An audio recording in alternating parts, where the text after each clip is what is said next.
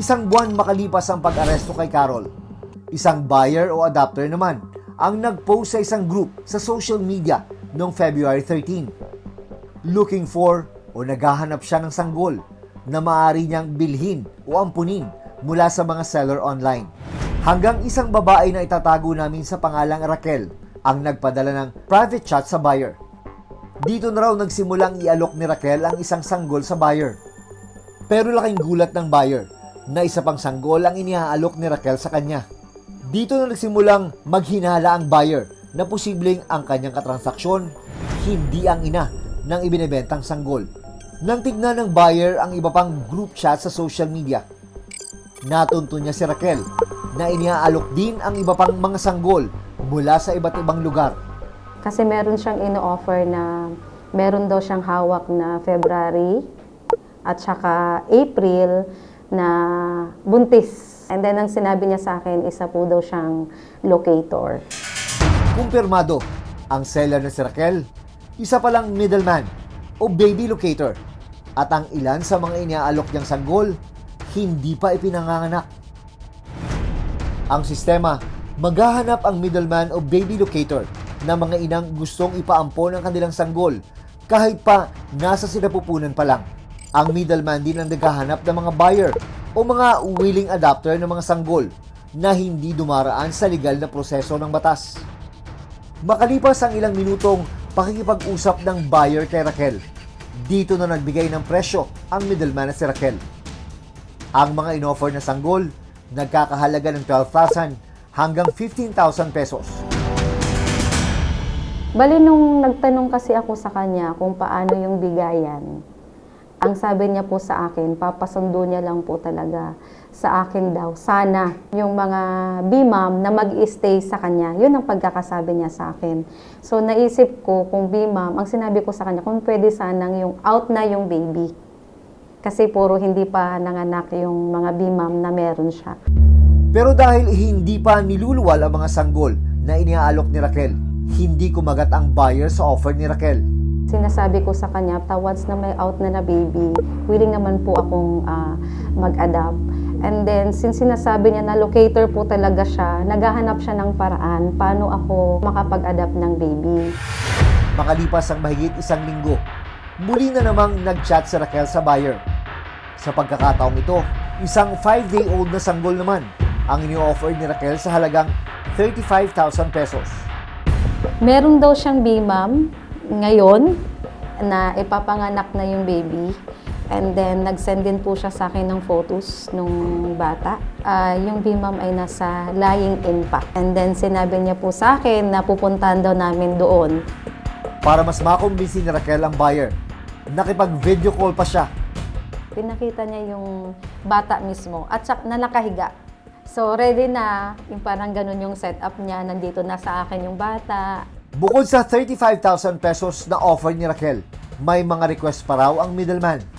I-refund ko daw lahat ng ginastos nila ng kanyang asawa simula sa gas at sa kabayad dun sa lying-in. Pero sa gitna ng pakikipagtransaksyon ng buyer kay Raquel, bigla raw dinoble ni Raquel ang presyo. Mula sa unang offer na 35,000 pesos, 70,000 pesos na ang hinihinging bayad ng middleman. Nang magkasundo na sa presyo, dito na nila pinlano ang schedule na meetup para sa bentahan na napag-usapang sanggol. Pero si Raquel, bigla raw nagbago ang isip. Kaso nga lang po, umatras po siya kasi nagdalawang isip po siya na baka po ako daw po ay isang pulis o di naman kaya yung kasama ko ay isang pulis. Hanggang nakaisip ng paraan ng buyer kung paano makukumbinsi si Raquel. Nagkaroon po ako ng idea, nag-my day po ako na willing po talaga akong mag-adopt ng baby.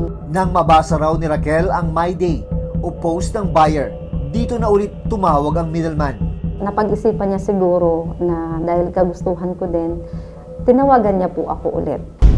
At dito lang February 21, araw ng nakaschedule ng meetup ng buyer at ng middleman na si Raquel. Ang target na lokasyon sa parking lot ng isang mall sa San Pedro, Laguna. Habang papalapit na ang oras ng meetup, naniguro pa raw si Raquel kung makakarating ba ang buyer. The way siya mag-chat kasi sa akin, mabilisan po yung sagot niya, mahaba po yung sagot niya. And then yung mga sagot ko sa kanya, simple lang, isahang chat lang, pero yung kanya, sunod-sunod po yung chat. Willing talaga siya, or nasa kanya talaga, yung desidido talaga siyang magbenta ng bata. Sa mga oras na ito, walang kaalam-alam si Raquel na ang katransaksyon niya. Isa na palang undercover agent ng Philippine National Police Anti-Trafficking in Persons Division o PNP ATIPD. Mailigtas kaya ng mga otoridad ang ibinebentang sanggol?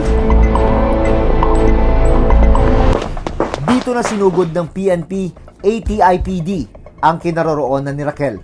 Agad na inaresto ng mga otoridad si Raquel. Inaresto rin ang lalaking nagpakilalang kinakasama ng sospek. Nasagip din ang ibinebentang sanggol, pati na ang dalawang anak na kasama ng mga sospek habang nakikipagtransaksyon. We haven't located the nanay. Hindi niya siguro din kayang buhayin yung bata kasi right after binigay niya. Matapos ang pag-aresto sa mga sospek, sinubukan naming kuhanan sila ng panayam. Hindi po kami nagbibenta po, ma'am. Wala po akong idea sa ano po. Kasi hinatid ko lang po siya.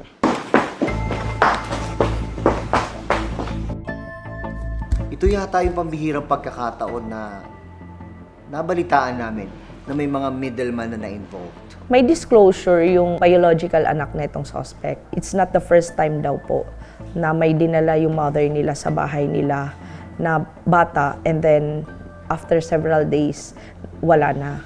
We can assume na this is not the first time na ginawa niya yun.